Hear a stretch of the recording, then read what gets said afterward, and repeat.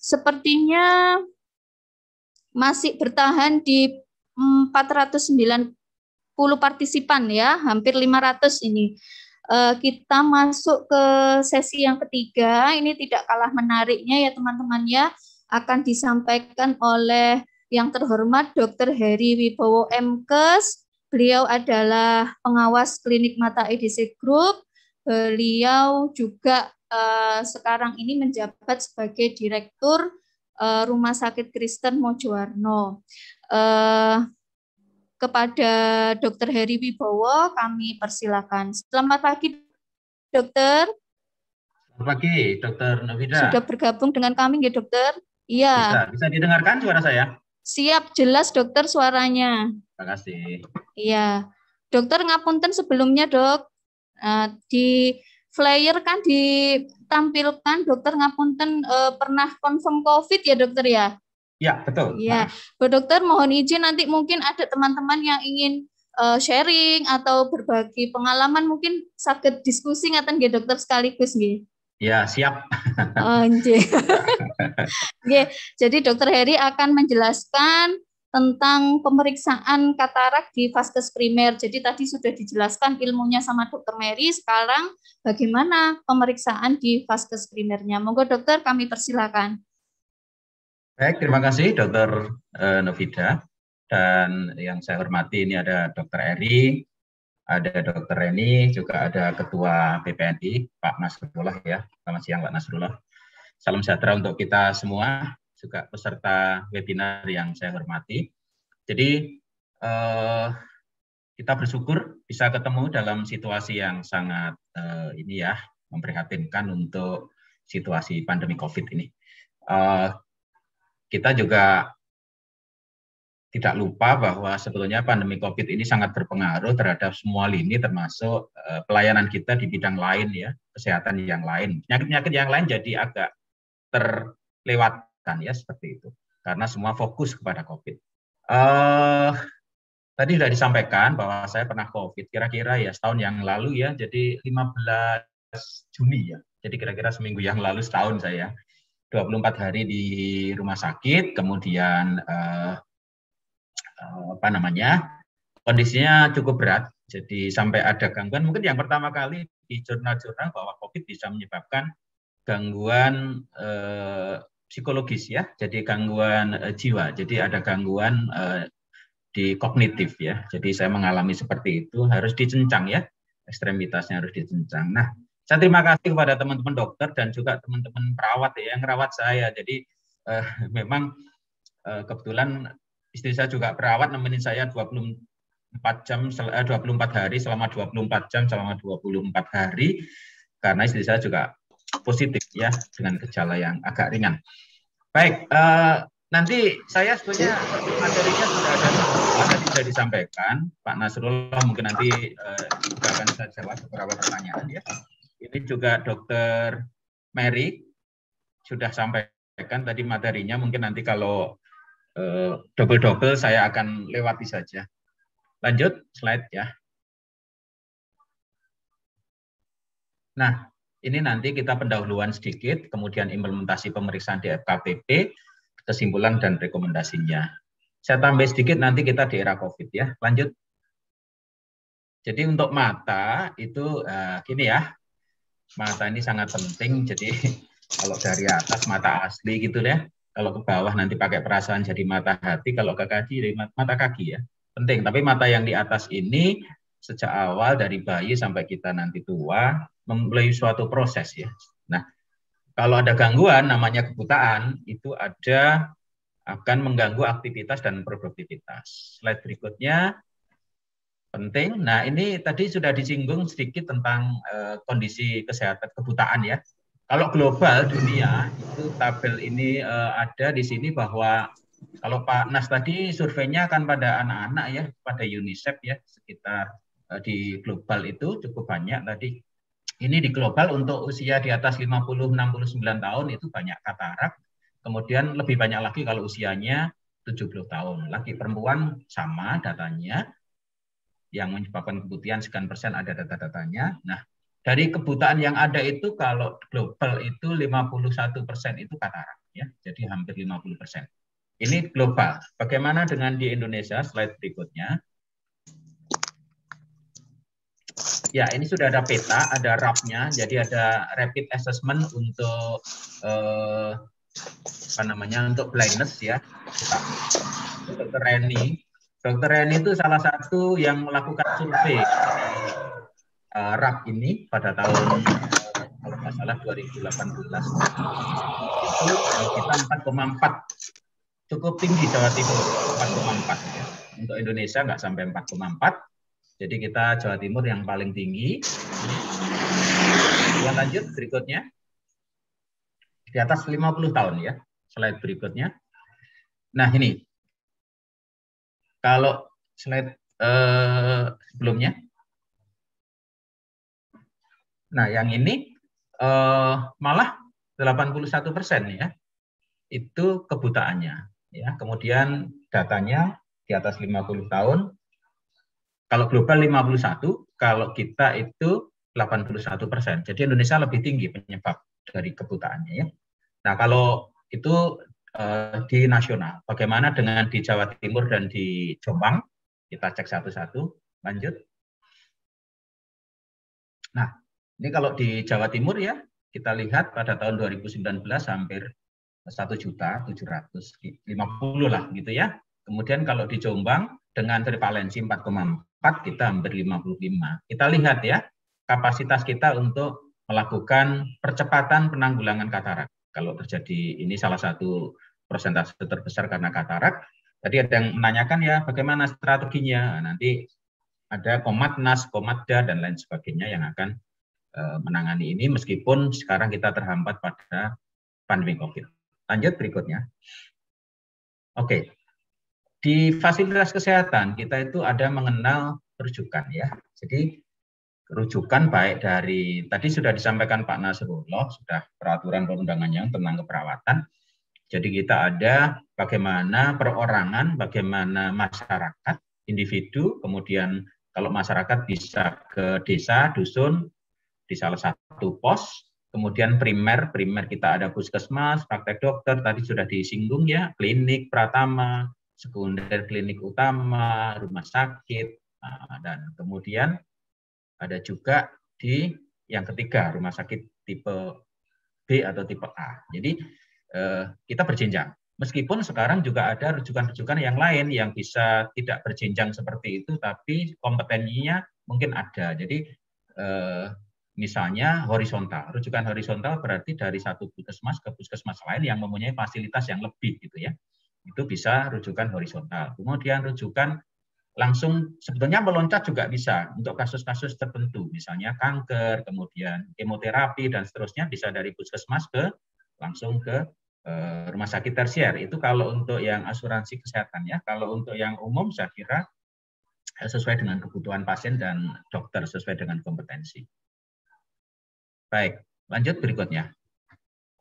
Oke. Kemudian kita ini hidup di masa pandemi COVID ya. Kalau dulu pemeriksaan kita pakai senter dengan pegang buka mata, pakai tangan, jarak paling close berapa ya?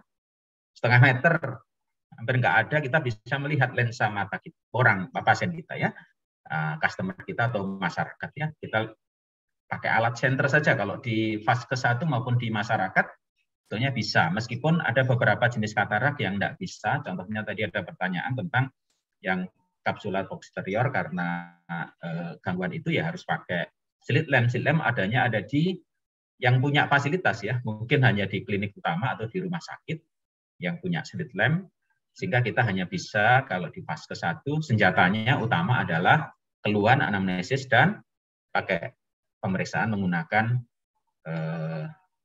center atau flashlight ya.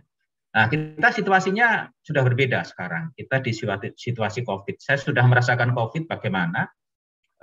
Saya sebagai dokter sempat dirawat di rumah seminggu ya. Kemudian negatif, sebetulnya sudah rongsen, sudah antigen negatif. Tapi hari ke-7 kami harus ke UGD dan rapid positif. dan kami dirawat dengan kondisi kesadaran terganggu dan sesek ya pada hari ke-8, 9, 10. Kemudian ini COVID sekarang saya kira informasinya sudah banyak, silahkan nanti teman-teman semua untuk bisa browsing. Ini data kemarin 21, karena saya bikin slide-nya tanggal 21 hari Senin, data sekarang sudah sangat meningkat, lebih dari sebelumnya, dan kita update terakhir kalau tidak salah, kita ini angka infeksinya sudah sangat tinggi, nomor 2 sedunia setelah, kalau nggak salah Amerika ya. Nah, kita tertinggi. Jadi, variannya juga baru ya virusnya. Jadi kita akan ada perubahan di dalam pemeriksaan. Kalau dulu nggak pakai APD, sekarang harus pakai APD karena kita kontak, terutama untuk pemeriksaan mata sangat dekat. Apalagi kalau pakai ophthalmoscope, berarti kita APD-nya levelnya harus sudah level 2 ya minimal ya kalau kontak. Kalau dekat dengan confirm berarti harus level 3. Kadang-kadang kita berpikir karena COVID ini tidak semua bergejala, ya sudah kita pakai level 3 yang kontak dengan erat untuk jaga-jaga aja ya. Bahkan sekarang harus pakai double masker. Oke, slide berikutnya.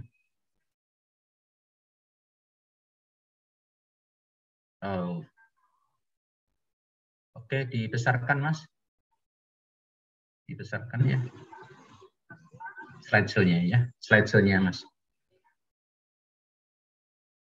Oke. Ini varian-variannya. Saya nggak akan jelaskan varian-variannya seperti apa. Jadi seperti ini ya. Kasus baru varian, ini data-data sudah ada.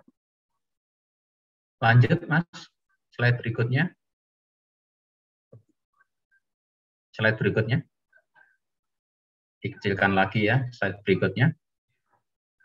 Sekarang bagaimana pemeriksaannya kita? Lanjut implementasinya. Kita mengenal sistem rujukan, tadi sudah saya singgung sistem rujukan dan sesuai kompetensi ya. Sebentar sebelumnya. Nah, kemudian kita di situasi yang era pandemi, itu kita harus paham, sekarang ada zona merah, zona kuning, zona hijau, gitu ya. Kita paham di sini. Kemudian adaptasi kita terhadap situasi yang seperti ini dalam rangka untuk pemeriksaan katarak. Memang sekarang semuanya serba kalau bisa menjaga jarak ya untuk pemeriksaan juga. Nah, kalau nggak bisa jaga jarak harus ada bariernya. Nanti kita lihat APD-APD-nya. Lanjut. Nah, ini kita rujukannya tadi sudah saya singgung bahwa Paskes 1, Paskes 2, Paskes 3. Tapi jangan lupa kita bisa dari FKTP ke FKTP yang lain sepanjang ini memenuhi misalnya ada FKTP lain punya slit lamp dan punya mungkin orang yang bisa melihat, ya silahkan nanti pakai midriaticum, kemudian pakai slit lamp akan melihat kapsula posterior. Ada pertanyaan bagaimana untuk melihat yang di lapangan yang susah-susah, ya sudah, kalau susah berarti kompetensi kita nggak nutut ya dirujuk. Apalagi kalau nanti pemeriksaannya ada risiko, misalnya midriaticum punya resiko kepada pasien. Nanti dokter Mary akan bisa jelaskan kalau ada pertanyaan lebih lanjut ya. Lanjut, silahkan. Nah ini, sekarang di era pandemi itu yang prokes semua ya. Pasiennya prokes, nakesnya prokes, lingkungannya prokes gitu ya. Prokes semua. Nah prokesnya beda-beda nih. Pasiennya harus prokes apa, nakesnya prokes apa, satgasnya prokes apa. Kemudian nanti pasiennya harus di screening, ditapis dulu ya. Kemudian dilakukan pemeriksaan sesuai standar. Nah, kadang-kadang ini ada pengurangan pemeriksaan standar. Misalnya, tidak semua pasien yang tidak ada indikasi ya tonometri. Tonometri kan ada kontak ya. Karena gejalanya salah satu COVID adalah mata merah gitu ya. Itu bisa juga jadi tanda COVID ya. Kemudian untuk nakes juga begitu, dalam proses bekerja ada penapisan. Prokesnya juga ada, prokesnya apa saja nanti kita singgung, penapisannya dengan pemeriksaan suhu dan seterusnya, anamnesis, screening, kemudian APD sesuai level, karena di pekerjaan kita Paskes 1, kalau puskesmas ada administrasi, ada pendukung, laboratorium, ada teman-teman perawat, ada dokter, dan seterusnya ya, sesuai levelnya. Kemudian sarprasnya prokes ya, bagaimana harus membuat barier antara pasien dengan dokter untuk anamnesis, kemudian maintenance, bagaimana membersihkan misalnya lantai yang ada droplet, bagaimana dengan lingkungan, dan sesuai dengan standar. Nanti standarnya kita singgung ya. Jadi ada prokes, kita ada risiko penularan, harus menggunakan APD, SOP baru. Jadi misalnya yang tidak penting kita akan kurangi aktivitasnya, misalnya tonometer misalnya ya.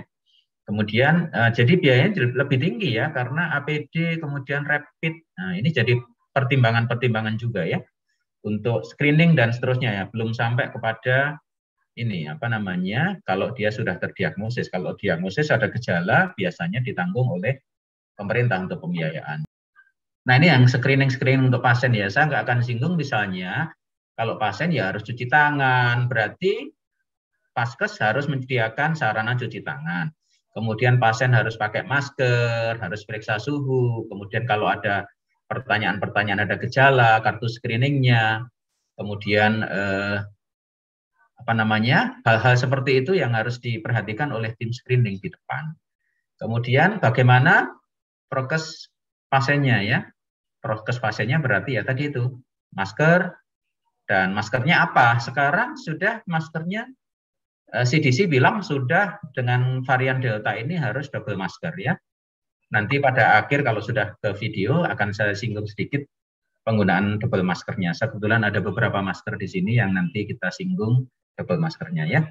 Kemudian edukasi dengan media. Saya kira sekarang media sudah banyak sekali. Tadi Pak Nasrullah sudah sampaikan, kita bisa gunakan HP dan seterusnya. Jangan lupa ini juga kalau nanti kalau memungkinkan misalnya kalau ada dari screening ada kontak, ada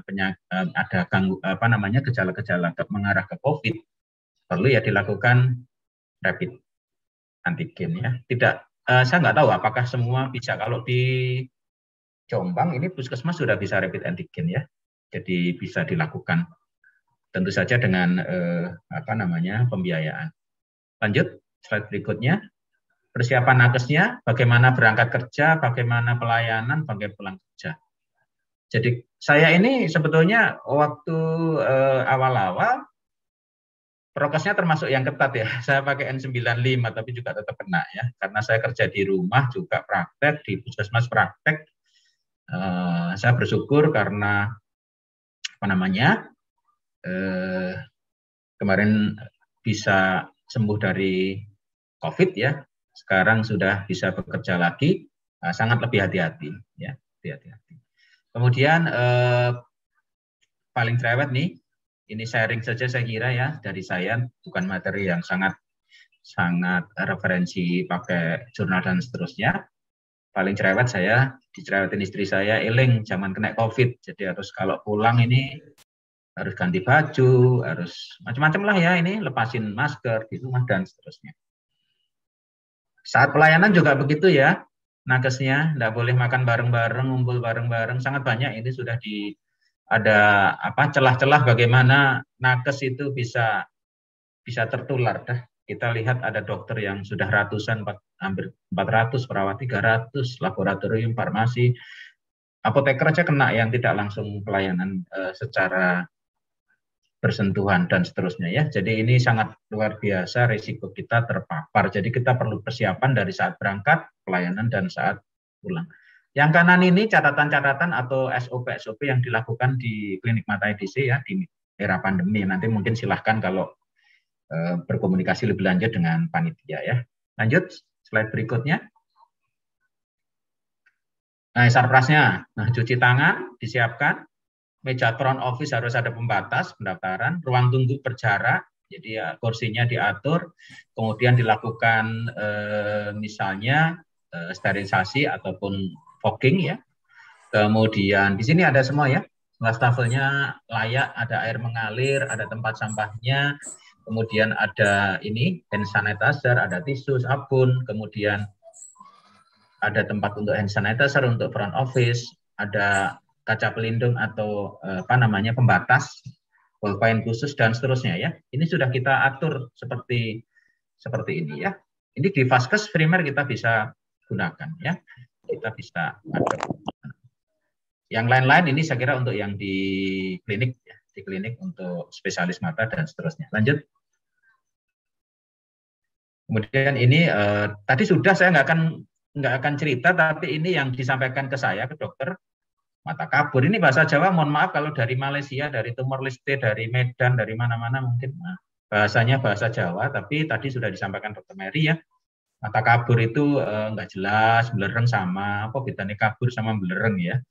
Belereng itu kalau lihat matahari jadi nggak kelihatan ya, bunar, medut, dan seterusnya. Lanjut.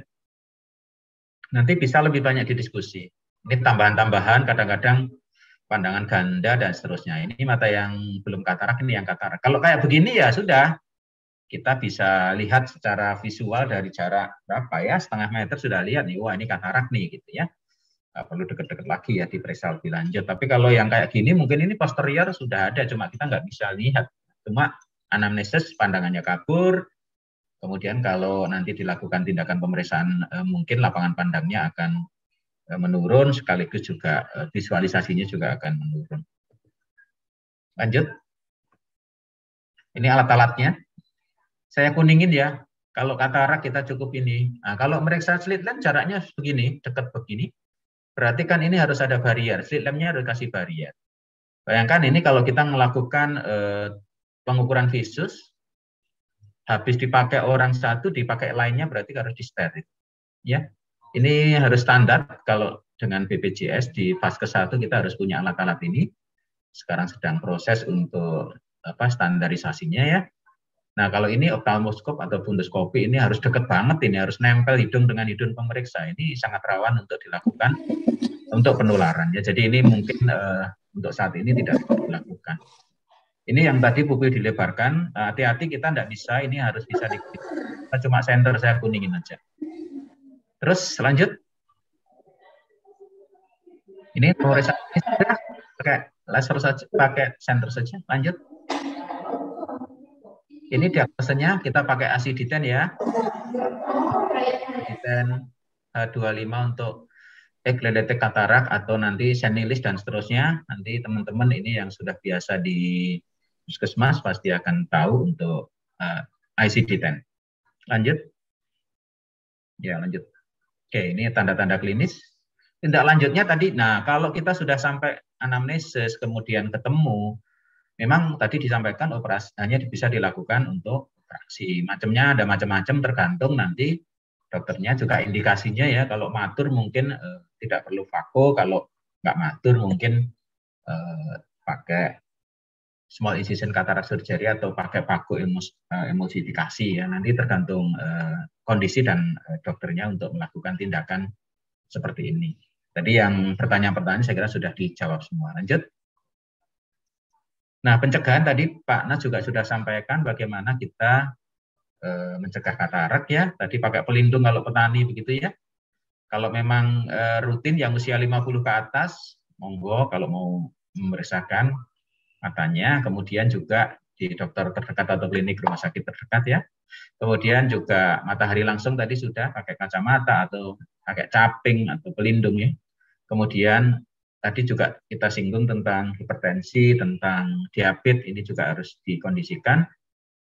Nyetir, kemudian cahaya langsung ya, perbaikannya cahaya. Kemudian kalau sudah tua 50 pakai pembesar mata untuk membaca ya, pembesar huruf ya. Lanjut. Nah, kalau nggak ada gejala nggak masalah, tapi kalau gejalanya makin berat, mengganggu aktivitas, memburuk, nyeri, ya mau nggak mau harus dirujuk kalau dari Vaskes ya. Jadi mungkin kalau era sekarang kalau masih bisa tidak mengganggu, tidak mengganggu aktivitas, nggak segera memburuk, masih awal mungkin ya bisa ditunda. Tapi kalau yang ini nggak bisa ditunda ya, karena resiko-resiko daripada komplikasi kalau tidak dilakukan, mengganggu aktivitas, bahkan komplikasi yang lain. Lanjut. Nah, kesimpulan kita bahwa katarak masih jadi problem, tapi di situasi pandemi ini kelihatannya COVID lebih kita prioritaskan ya, tapi jangan lupa bahwa kalau sudah mengganggu, kemudian ini juga mengganggu aktivitas dan menderita sakit karena komplikasi dari katarak, ya harus segera kita lakukan sesuai dengan situasi sekarang, dengan APD dan seterusnya ya. Sangat mudah sebetulnya untuk fase 1, untuk yang jelas-jelas ya. Kalau yang nggak jelas tadi sudah disinggung, perlu alat khusus, kalau alat khusus agak susah.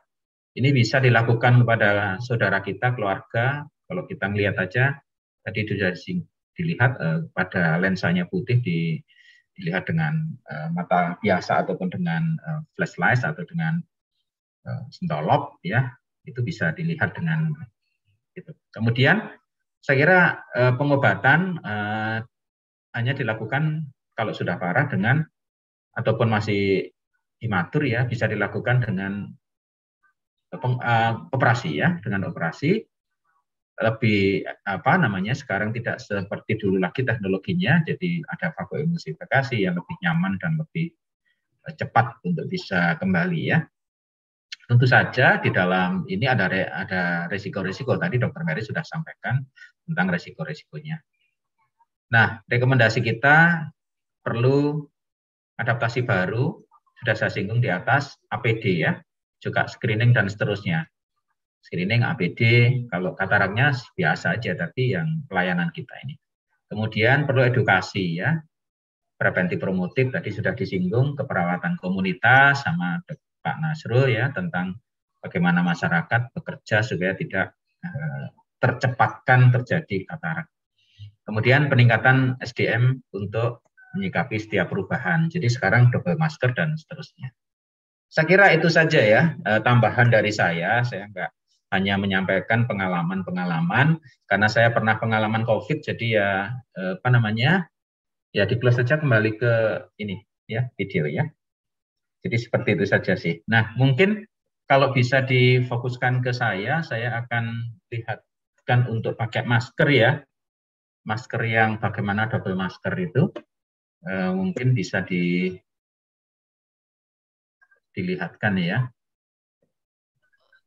Bisa minta tolong teman-teman ya, panitia untuk saya fokus ya, ke saya. Difokuskan ke Dr. Heringe. Nah, coba kita lihat ini kalau kita nggak pakai ya.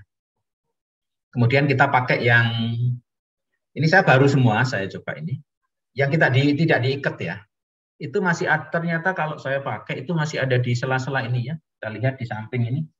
Nah, ini masih ada lubang ya. CDC terbaru kita harus double masker. Tapi sebelum double masker itu juga bisa diikat dulu ya. Kalau diikat memang beda ya. Di samping ini, di sini nggak ada celahnya. Kalau kita ini masih ada celahnya. Atas sudah, ini masih ada celahnya ya. Kemudian kita ikat yang pakai begini, ya kita ikat. Coba yang ini ya. Nah, saya coba ya. Lebih lumayan ya, lebih lumayan karena ini sudah nutup. Coba lihat di samping sini. Oke. Nah, ini sudah nutup. Sorry, ini sudah nutup ya. Nah, kalau mau double, tapi yang bukan bedah dengan bedah, tetapi bedah dengan kain ya. Kita lihat di sini. Kemudian kita pakai yang ini. Kalau ini masih bolong-bolong di sini, ya, kita pakai ini akan lebih.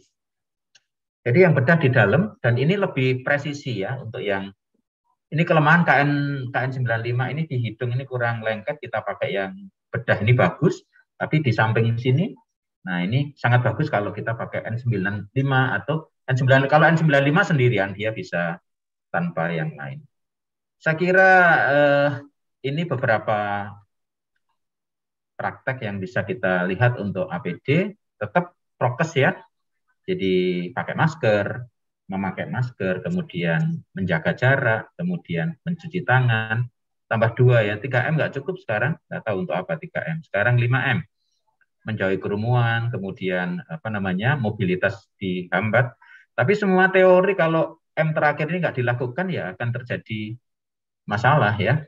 Apa itu M terakhir? Saya selalu katakan dulu 3M ya, mulai dari diri sendiri, mulai dari yang bisa kita kerjakan, mulai dari yang saat ini bisa dikerjakan dan bermanfaat.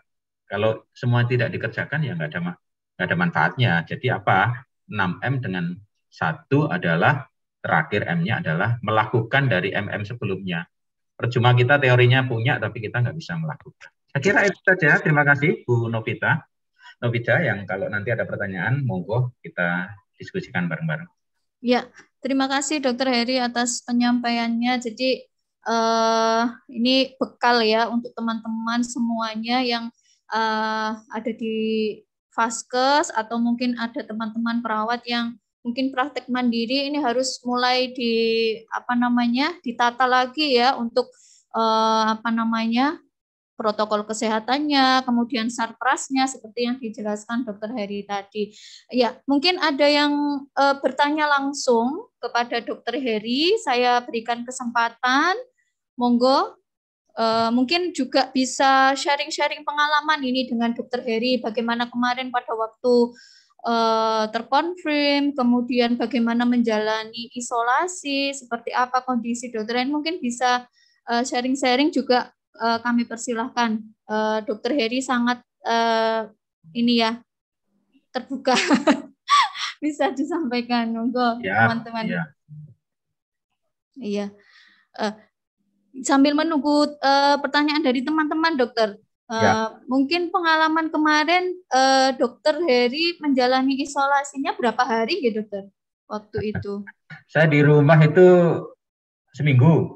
Kemudian di rumah sakit itu 24 hari. Kemudian pulang itu 2 minggu. Jadi hampir berapa itu? Hampir 1,5 bulan ya. Iya. Mungkin dokter sambil nunggu ini, tadi ada pertanyaan-pertanyaan yang mungkin perlu saya tambahkan tadi dari Pak Nasrullah ya, tentang strategi pemerintah ya. Mungkin kebetulan saya kan kapan itu kan sempat di Dinas Kesehatan ya, jadi tapi sekarang udah pensiun ya. Jadi gini, di kita itu di Indonesia ada namanya Komatnas ya, Komite Mata Nasional, yaitu ketuanya Pak Andi Noya ya. Nah, EDC ini adalah yang sudah ikut di Komatda. Komatda itu Komite Masa Daerah di Jawa Timur. Strateginya ada 5 sebetulnya ya. Kalau tadi mengurangi kebutaan itu, yang pertama sudah dijalankan, yang tadi rapid assessment blindness tadi ya. Jadi survei 4,4 itu adalah salah satu kita pengen identifikasi masalah. Kemudian analisisnya apa? Analisisnya dari Komatnas itu bikin roadmap sampai 2030. Intinya supaya penglihatan optimal dan bisa aktivitas. Kemudian pelatihan seperti hari ini sebenarnya karena online ya kita hanya bisa online, harusnya bisa lebih, kalau kita mau lihat di lapangan gitu ya, magang atau on the job training atau apa, kita bisa bantu teman-teman atau latihan refraksi atau apa dari kita, dari EDC siap lah supporting ya gitu. Kemudian penguatan sistem rujukan. Nah, kan sistem rujukannya nanti dari tadi sudah kita singgung bagaimana menguatkan teman-teman yang ada di individu, di komunitas dan di Vaskes primer. Yang terakhir adalah bagaimana untuk mengurangi kebutaan ini dengan cara integrasi antara JKN dan kita sebagai Vaskes ya, integrasinya seperti apa untuk mengoptimalkan penurunan gangguan kebutaan. Jadi kira-kira strateginya itu dan sudah dilakukan. Cuma sekarang kena COVID ini jadi semuanya sedang menurun semua ya. Ya kita akhirnya kenanya lewat virtual begini. Iya. Kira itu. Kemudian tadi ada yang dari Buleleng ya, Buleleng Bali. Iya dokter, ada dari Buleleng. Gimana kalau kita ini di pelosok? Nah mungkin kalau lihat videonya EDC, kita bekerja sama dengan RSTKA ya, Rumah Sakit Terapung Satria Airlangga ya. Iya. Kita itu pernah, kalau tidak salah ke Bali, kita pernah di mana ya? Saya lupa di Bali itu. Teman-teman EDC ke Bali di sana, daerah terpencil, tertinggal, terluar, kepulauan ya. Kemudian pernah ke Madura di utara juga pernah, kita dari videonya ada di sana.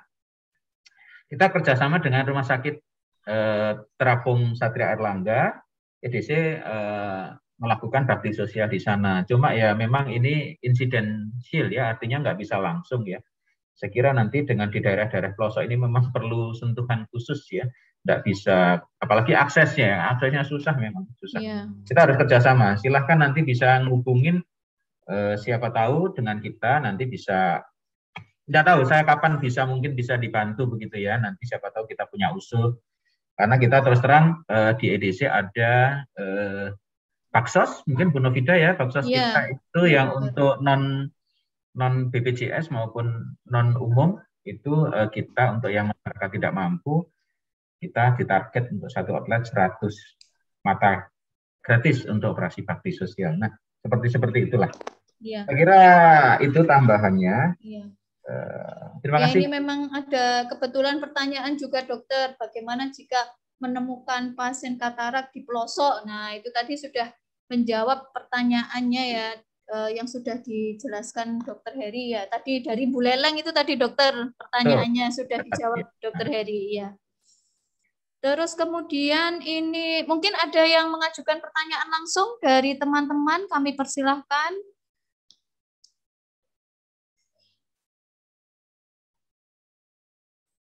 Oh, ini ada pertanyaan dokter di kolom chat ya.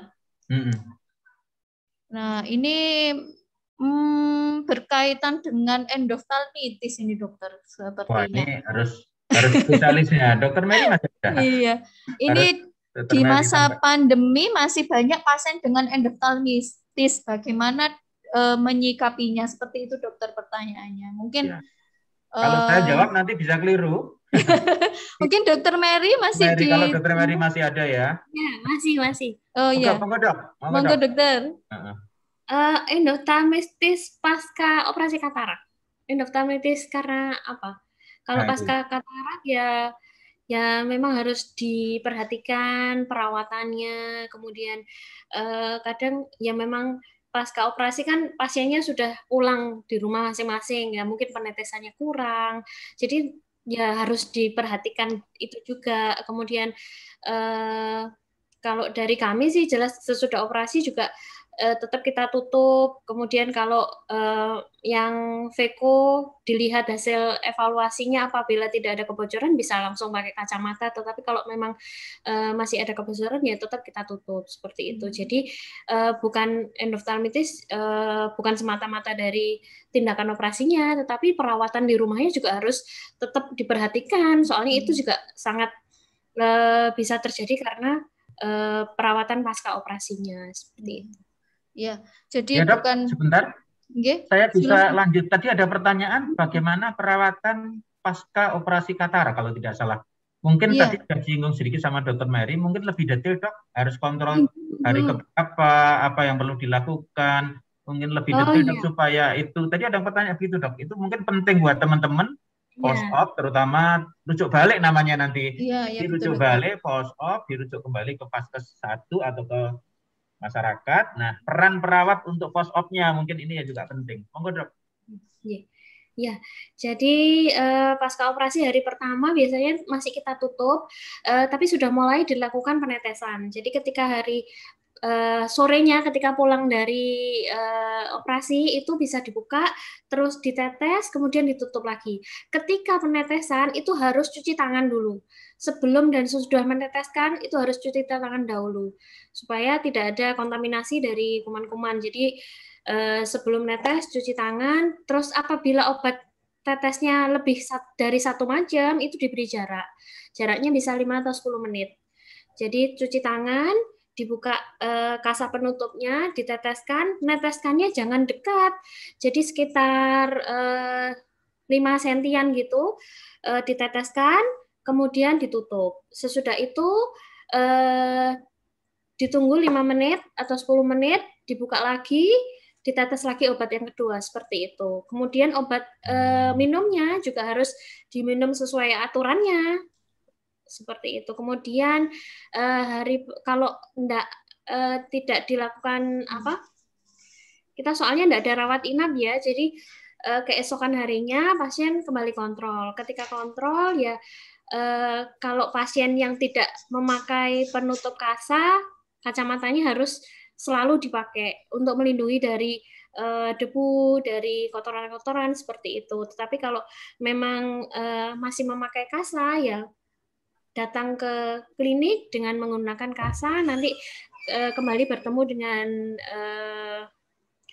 bagian keperawatan, nanti dilakukan pemeriksaan selanjutnya. Nah, itu seperti itu biasanya kalau yang operasinya biasa atau yang enggak VECO bisa sampai 4 minggu. Ditetes secara rutin. Kemudian kalau untuk yang VECO bisa hanya 2 minggu. Yang tidak boleh dilakukan adalah sementara tidak boleh kena air. Jadi mandi cuman seleher, kemudian untuk wajahnya bisa dibasuh saja. Kemudian tidak boleh menunduk-nunduk terlalu.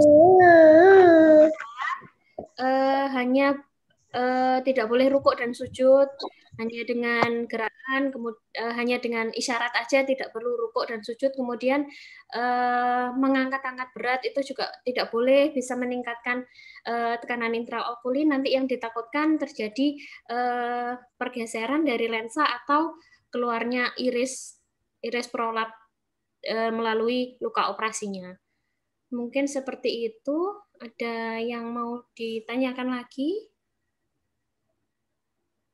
Baik, terima kasih Dr. Mary. Nanti mungkin pertanyaan-pertanyaan berikutnya ke moderator ya. Kelihatannya ada yang setelah kita pancing banyak yang nanya nih. Gambarnya apakah ada misalnya tentang kursus untuk post-op, pelatihan untuk perawatan post-op. Kemudian banyak ini kelihatannya tentang biayanya berapa. Monggo nanti moderator mungkin yang bisa secara Japri, mungkin di Japri yang bisa kita infokan di sini. Monggo kami serahkan ke moderator lagi. Terima kasih Dr. Mary ya, bantu saya. Ya. Terima kasih Dr. Mary atas penyampaiannya ya. Jadi tadi sudah dijelaskan pasca operasi katarak ya, perawatannya seperti apa. Jadi nanti teman-teman perawat bisa membantu. Nah, ini ada pertanyaan mungkin Dr. Heri ya, Dok. Ini ada misalnya pasien post-op katarak sudah 3 hari. Ini kira-kira boleh divaksin nggak, Dok, pasiennya, Dok? Iya, jadi vaksin sebetulnya kan tidak ada kontraindikasi dengan katarak dan post-op ya. Post-op itu sangat kecil sebetulnya. Cuma tadi balik lagi ya, apakah dalam proses vaksin itu nanti tadi sudah disampaikan perawatan pasca operasi kan, ada enggak faktor-faktor yang mengganggu itu? Kalau vaksin biasa nggak ada sih, nggak ada kontraindikasi untuk ke sana. Kecuali kalau nanti kontraindikasinya kan sudah tahu ya semua, misalnya punya alergi terhadap kandungan vaksin, kemudian misalnya dia punya hipertensi yang mungkin krisis hipertensi, kemudian gulanya sangat tinggi, punya penyakit-penyakit alergi, penyakit-penyakit jantung yang berat, dan seterusnya, dan seterusnya. Saya kira kalau untuk katarak tidak ada kontraindikasi untuk vaksin. Iya. Jadi boleh ya Dok, habis operasi katarak bisa vaksin ya Dokter ya? Boleh, yang penting perawatan post-op-nya tadi dicukupin ya. Iya. Nggak ada masalah sebenarnya. Oke. Baik, ada yang mau bertanya langsung kiranya? Raise hand. Mbak Cindy Aprilia mau bertanya langsung, monggo kami persilahkan.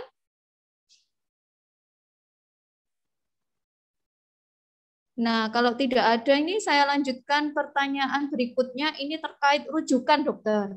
Ya. Nah, kalau misalnya kita ada kasus-kasus tentang low vision ini, Dokter. Nah, kasus-kasus low vision ini bagaimana? Apakah harus selalu dirujuk ke rumah sakit ataukah cukup ditangani di fasilitas kesehatan tingkat pertama, gitu, Dokter? Apakah harus semuanya dirujuk ke rumah sakit? Begitu, Dokter. Mohon penjelasan, nggih. Ya, kalau low vision macam-macam ya, biasanya pada anak-anak gangguan refraksi ya. Nah, tidak semuanya dirujuk ya, tapi mungkin bisa kita lakukan. Mungkin ini informasi bahwa BPJS juga sedang melakukan penguatan kepada Vaskes untuk mampu melakukan pengukuran refraksi maupun nanti di dalam koreksinya. Makanya standar di Vaskes 1 yang kerjasama dengan BPJS ya, atau maupun yang tidak. Nah, ini perlu kelengkapan sarana dan kompetensi SDM untuk melakukan pemeriksaan untuk low vision-nya. Apakah dia punya gangguan refraksi misalnya seperti itu, atau hal-hal lain yang mengganggu pada low vision. Nah, untuk itu kan butuh kacamata. Untuk sampai hari ini itu kita masih ngerujuk, tapi mungkin ke depan karena sudah disiapkan oleh teman-teman dari BPJS, mau tidak mau Vaskes 1 harus mampu untuk diagnosis dan koreksi. tentu saja nanti untuk koreksi misalnya low visionnya butuh kacamata, ya dia harus ke optik yang sudah menjadi jejaring dari BPJS. Jadi arahnya ke sana. Tapi sekarang sampai hari ini kelihatannya kita masih belum implementasi ya. Jadi tidak semuanya kalau kita sudah mampu. Pertanyaan berikutnya adalah apakah teman-teman di fase 1 sudah mampu untuk melakukan itu? Sebetulnya secara kompetensi sudah dulu. Pertanyaan berikutnya, siapa yang kompetensi untuk refraksi? Kalau dia misalnya optician ya, berarti harus ada rekrutmen optician. Misalnya seperti itu. Tapi kan untuk nulis resepnya kan dokter harus kompeten, dokter umum. Sebetulnya secara kompetensi dokter umum boleh membuat resep untuk kacamata karena memang sudah diajarin. Tinggal sekarang kalau tidak penguatan ya, sekarang penguatan dan kembali untuk memampukan kompetensinya dari teman-teman yang kalau sudah mampu silahkan lanjut aja ya. Nah ini yang nanti harus dikomunikasikan, dikoordinasikan antara Paskes 1, kemudian kalau ini Puskesmas dengan Dinas Kesehatan dan BPJS. Saling menguatkan ke sana. Harusnya sih tidak perlu sampai kasihan juga ya kalau terlalu banyak yang dirujuk. Semuanya dirujuk. Ya, yang untuk refraksi ya. Kalau untuk yang lain-lain katarak, low visionnya ya kita nggak bisa apa-apa ya karena Paskes primer ya bisa kita rujuk saja sambil promotif preventif. Saya kira itu. Ya. Tetap disaring di FKTP dulu ya dokter ya sebelum dilakukan rujuk ke rumah sakit. Baik, dokter mengingat waktu ini pertanyaan terakhir ya dokter ya, enggak apa-apa ya dokter Heri? Boleh siap. Nah ini untuk bekal teman-teman perawat ini dokter di masyarakat. Ini kan seumpamanya teman-teman menemukan kasus katarak matur misalnya dokter ya, terus kemudian ternyata ini agak sulit ini dokter untuk misalnya diedukasi untuk operasi padahal ini sudah matur, nanti khawatirnya kalau nggak dioperasi nanti jadi komplikasi gitu ya dokter. Nah itu bagaimana dokter kira-kira teman-teman perawat ini bagaimana supaya bisa istilahnya itu meyakinkan gitu ya dokter, memberikan motivasi supaya pasien-pasien ini bersedia untuk dioperasi untuk yang katarak matur ini dokter. Monggo bisa Ini pertanyaannya nanti kepada KIE ya, berarti bagaimana sebagai seorang tenaga kesehatan di lapangan kita bisa melakukan komunikasi, informasi, dan edukasi ya. Nah, kalau komunikasi, informasi, edukasi ya berarti nanti ilmunya ada ilmu komunikasi, ada ilmu informasi dan ilmu edukasi. Komunikasi melibatkan dua arah gitu ya. Kalau informasi kan cuma satu arah. Bisa pakai leaflet, pakai apa gitu ya. Kemudian edukasi, informasi kadang-kadang tidak mengedukasi karena orangnya nggak jadi paham, tapi tambah bingung. Contoh hoak gitu ya. Nah, jadi tiga-tiganya dikomunikasikan. Kemudian untuk meyakinkan orang itu sebenarnya nomor satu kebutuhan primer utamanya itu. Nah kadang-kadang tiap orang, matur itu biasanya tua ya. Matur itu biasanya tua. Orang tua itu apa sih yang dibutuhkan gitu ya. Coba disentuh dari sisi spiritual. Nah, kalau agamanya Islam, baca Al-Quran sudah terganggu. Nah, kalau nanti dioperasi kan bisa baca lagi. Ya, itu dari sisi spiritual. Yang kedua, orang tua itu sukanya apa? Sukanya cucu. Nah, nanti kalau punya cucu, nggak bisa lihat muka cucunya. Nah, itu juga susah ya. Nah, nomor dua selain cucu apa ya Bu Novida? Uang ya, jadi uang nanti ya. Iya. Nah, itu yang kedua nih gue nih. Sampai tua itu butuh ya dok. Jadi itu. Nah jadi apa yang dibutuhkan? Tidak mesti itu, tidak mesti uang, tidak mesti cucu karena tiap orang. Nah ini komunikasi sesuai dengan kebutuhan melibatkan supaya mereka merasa butuh. Itu yang pertama. Yang kedua mungkin kata-kata operasi ini jadi menakutkan ya. Jadi kalau survei itu nomor satu itu takut operasi. Survei pada kenapa orang katarak nggak mau takut operasi. Jadi itu salah satunya ya. Salah satu. Nah takut operasi ini coba diinformasikan karena tidak harus dirawat inap. Tergantung nanti ya kasusnya ya. Karena kadang-kadang katarak kalau susah kemudian ada komplikasi yang lain misalnya. Kadang-kadang nanti pengalaman cerita habis dioperasi malah nggak lihat lah, kan harus lihat posteriornya. Misalnya ada retinopati diabetikum ya, mungkin ada katarak, dia dioperasi kataraknya nanti nggak bisa lihat lagi. Nah komunikasi tentang kebutuhan plus efek samping ataupun resiko-resiko bahasa kita ya. Resiko-resiko dikomunikasikan. Jadi gitu, komunikasi itu yang sangat penting. Informasi tentang operasinya juga. Nanti misalnya mungkin nggak paham ya, edukasi lagi balik ya. Jadi nanti misalnya apakah nanti anestesi atau menghilangkan rasa sakit? Nah, kadang-kadang kan takut operasi karena sakit. Gitu ya. Iya. Enggak, ini kalau ini ditetesin, betul tak? Apa kalau ditetesin itu nggak sakit? Nah, itu yang pertama ya. Yang kedua, saya kira meyakinkan orang itu tidak hanya dengan KIE, tapi dengan contoh ini yang jadi pertanyaan. Tapi di era sekarang ada video, ada ini, ada itu. Pertanyaannya kalau sudah matur mau lihat video ya nggak bisa, kan susah gitu ya. Nah, fakta atau contoh. Yang ketiga adalah melibatkan orang-orang yang dipercaya. Jadi orang yang dipercaya itu misalnya saudaranya atau siapa, atau tokoh masyarakat atau siapa. Nah, mungkin agak ribet ya melibatkan orang lain, tapi itu bisa dilakukan. Jadi untuk mempengaruhi seseorang itu nomor satu. Kebutuhannya, kemudian yang kedua informasi yang jelas, yang ketiga melibatkan contoh dan tokoh-tokoh yang lain. Saya kira itu, Bu. Iya, terima kasih Dokter Heri atas penjelasannya. Jadi itu bisa dijadikan bekal teman-teman ya untuk nanti misalnya ada kasus seperti itu ya, bisa memberikan edukasi yang benar sesuai dengan kebutuhan, kemudian melibatkan orang-orang di sekitar daripada pasien. Mungkin saya kira waktunya sudah selesai, Dokter Heri. Matur nuwun sangat Dokter atas ilmunya. Mudah-mudahan nanti teman-teman mulai sekarang bisa menerapkan protokol kesehatan yang benar ya, dimulai dari itu tadi contoh yang diberikan Dokter Heri menggunakan masker double ya teman-teman ya. Sekali lagi saya ucapkan terima kasih kepada para pemateri, Bapak Masrullah, Dokter Heri, dan Dokter Mary. Mudah-mudahan ilmunya bermanfaat untuk teman-teman. Jadi jangan hanya disimpan sendiri ya teman-teman ya. Jadi diterapkan ya, kemudian diberikan ilmunya kepada masyarakat untuk edukasi bagaimana cara screening katarak dan sebagainya.